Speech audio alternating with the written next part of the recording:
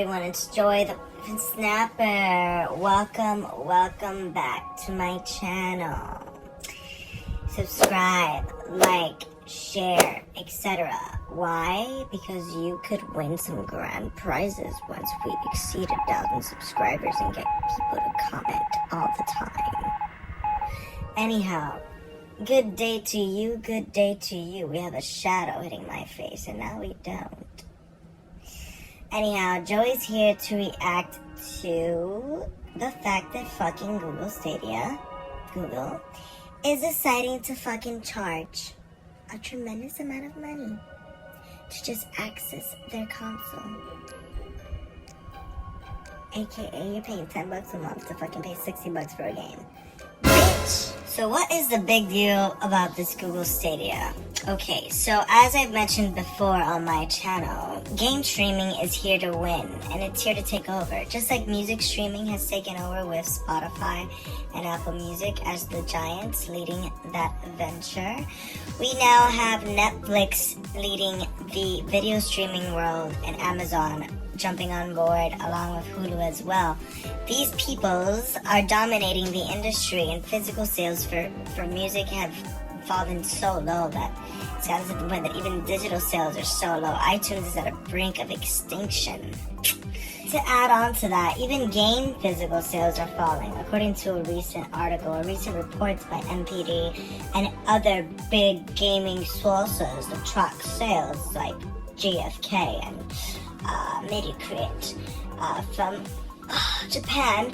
They claim that a good 30 to 40% of all game sales on the PlayStation 4, the world's leading gaming platform right now, are digital. So digital, it feels like it's a steady, slower pace transition for gaming, because gaming requires you to have input. And it's not like you're just streaming a video where you don't input something and there's a reaction immediately. Gaming, it's like there's latency involved. You don't want to press a button and it takes a while for it to respond. You know, it's like instant reaction. So it's pretty understandable that gaming hasn't transitioned to streaming yet, but it's happening. So Sony is the biggest player in this past decade by acquiring Gaikai, with PlayStation now, according to a recent report, claiming that they own a good 50+% of the revenue generated in game subscription services, not just game streaming, aka revenue generated from Game Pass, revenue generated from Microsoft's Game Store, Game Pass, revenue generated from other subscription models, EA Access. You know, Sony is currently dominating that platform, and they're also the only ones available with a viable streaming option with PlayStation now. But before we get off topic, the goal is to discuss Google Stadia. So yes, Google Stadia is charging $9.99 for you to access a premium level of streaming service, and you still have to purchase a game on top of that. Now, Google claims that you're going to have the access to a console through any internet browser, or any internet browser tab. Also, they claim that it's going to be a seamless experience. You could be watching a YouTube video and watching someone playing the game. You can literally click on the YouTube video or right under it where it could say, oh, join the game or play from this point. And you would play the game from that point on. That is incredible technology, folks. And I think that is the future. It's very similar to the game share abilities that is seen on the PlayStation 4 right now, but it's seamless. It's immediate. Everyone uses YouTube. YouTube is a free platform. But of course, you would have to pay the $9.99 monthly subscription. Now, if you think about it, you're kind of paying about $50 or so a month for Xbox Live or PlayStation Plus, give or take $10 depending on when you're watching this video.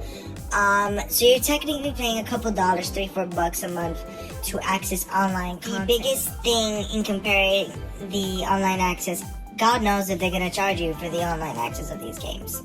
1. 2, they haven't released detail on that.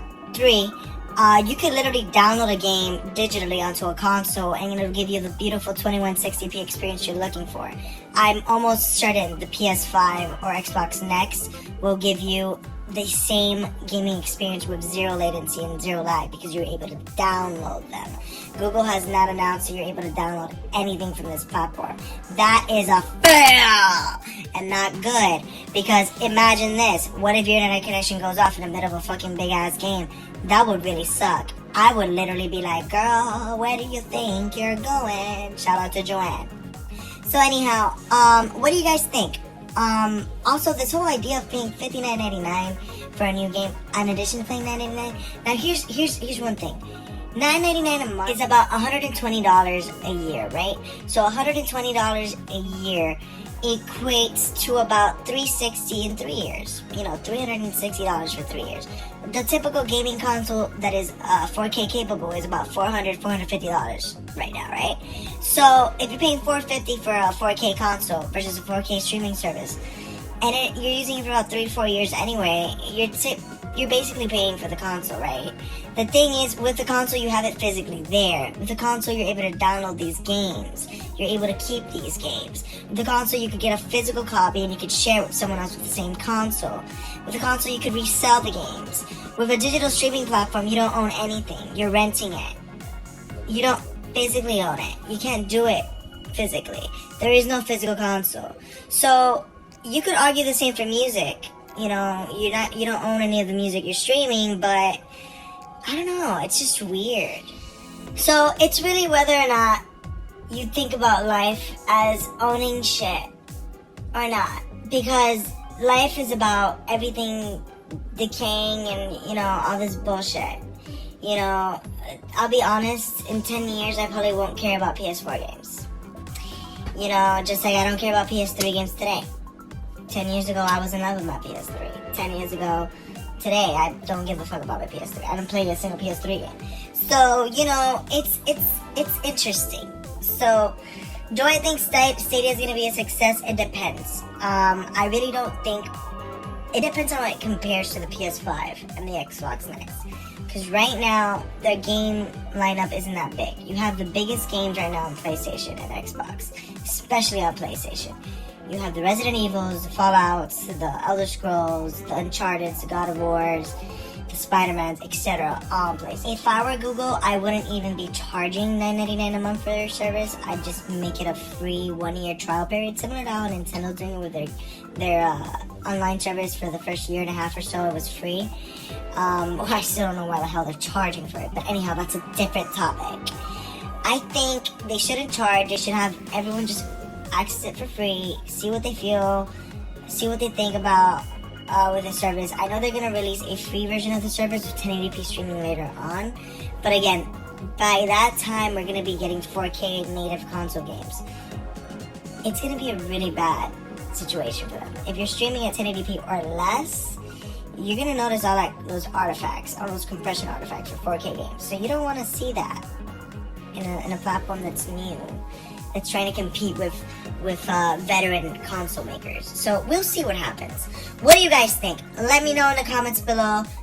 Subscribe, share. I do feel game streaming is the future, and we will see where that leads. Right now, I think Sony has a good step in the right direction. They're obviously going to upgrade their platform. They can't keep it where it's at now because Google Stadia has showcased it can do things way faster and more seamless, and Sony's pushing the seamless situation with their PS5. So we'll see what happens. Please subscribe, let me know what you guys think, and have a great and wonderful day.